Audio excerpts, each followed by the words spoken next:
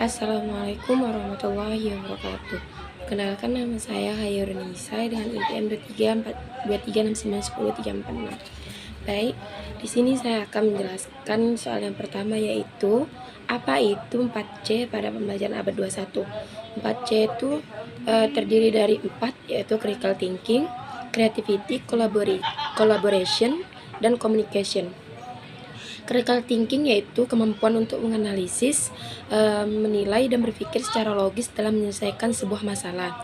Yang kedua yaitu creativity, kemampuan untuk menghasilkan sebuah ide baru atau berinovasi. Yang ketiga yaitu collaboration. Collaboration yaitu kemampuan untuk bekerja sama dalam tim berbagai pengetahuan. Contohnya seperti kita sebagai guru, yaitu menuntut siswa untuk membentuk sebuah kelompok dan memecahkan sebuah masalah. Terus yang keempat yaitu communication, kemampuan untuk menyampaikan ide, informasi, dan pendapat secara efektif, baik secara lisan maupun tulisan. Siswa mampu menyampaikan communication atau idenya secara lisan maupun tulisan. Terus di sini yang kedua yaitu apa itu 6C pada pembelajaran abad 21. 6C adalah pengembangan dari konsep 4C yang mencakup critical thinking, creativity, collaboration, dan communication. Character dan prinsip. Penambahan character dan prinsip menunjukkan pentingnya perkembangan karakter dan peran sosial siswa dalam pembelajaran abad 21. Yang pertama yaitu karakter. Karakter yaitu pengembangan sikap dan nilai yang positif yang ditemukan oleh siswa itu sendiri, dapat bertanggung jawab, terus etikanya. Yang kedua yaitu citizenship, yaitu memahami hak dan kewajiban sosial serta berperan aktif dalam masyarakat secara positif dan bertanggung jawab. Terus yang ketiga yaitu aplikasi 4C dan 6C. Pada pembelajaran abad 21, di sekolah dasar penerapan 4C dan 6C dapat dilakukan melalui critical thinking, yaitu melalui diskusi kelas dan aktivitas yang mendorong siswa berpikir kritis seperti memecahkan sebuah masalah dalam kelompok dan memberi penilaian terhadap sebuah masalah ataupun situasi.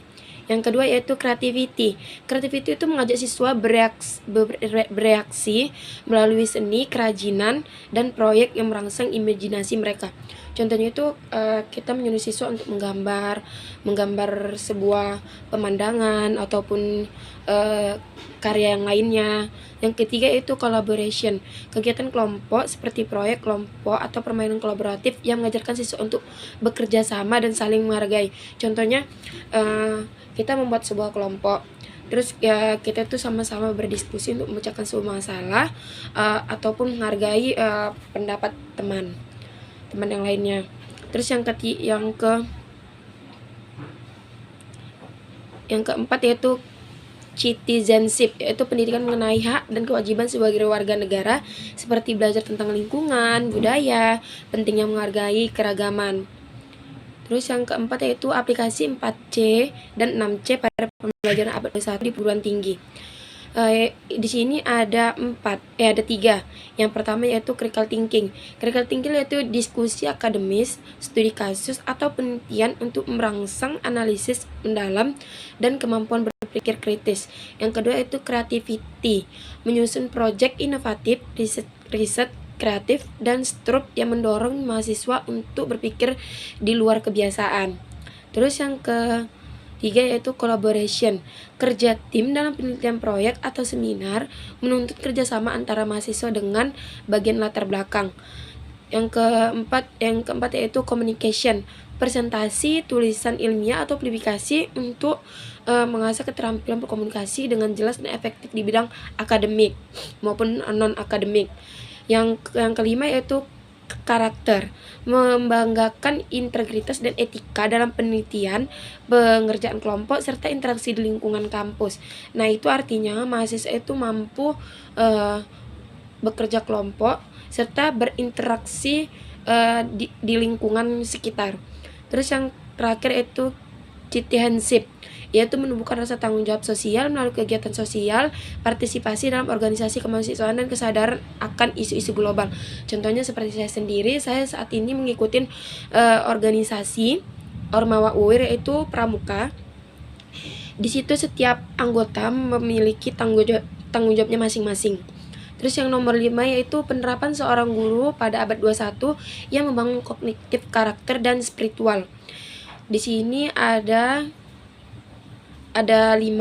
Yang pertama yaitu menjadi model teladan dalam menunjukkan perilaku yang sesuai dengan nilai-nilai moral dan agama. Yang kedua yaitu mengintegrasikan nilai-nilai spiritual dalam setiap materi pembelajaran, memberikan kesempatan bagi siswa untuk mengembangkan kecintaan terhadap Tuhan melalui aktivitas sesuai dengan ajaran agamanya. Contohnya, kita beragama menurut agama masing-masing atau kepercayaan kita masing-masing. Kalau orang Islam itu contohnya sholat, terus orang Hindu itu contohnya beribadah ke vihara, pokoknya yang lain-lain. Terus yang keempat yaitu membangun lingkungan pembelajaran yang inklusif yang tidak hanya fokus pada aspek akademik tetapi pada pengembangan pribadi, emosional, dan spiritual siswa. Di sini kita sebagai guru mengajarkan siswa kita yaitu tidak emosional ataupun lebih ke egois. Terus yang terakhir yaitu mengajarkan kedamaian dan toleransi dalam berinteraksi dengan sesama yang sangat relevan dengan perkembangan zaman yang semakin plural. Nah, saat ini pengembangan zaman itu. Nah, artinya yang terakhir yaitu mengajarkan kedamaian dan toleransi. Artinya kita sebagai guru itu harus mengondisikan siswa kita dengan adanya perkembangan zaman semakin maju ataupun semakin modern. Terus yang keenam yaitu model pembelajaran kooperatif PBL.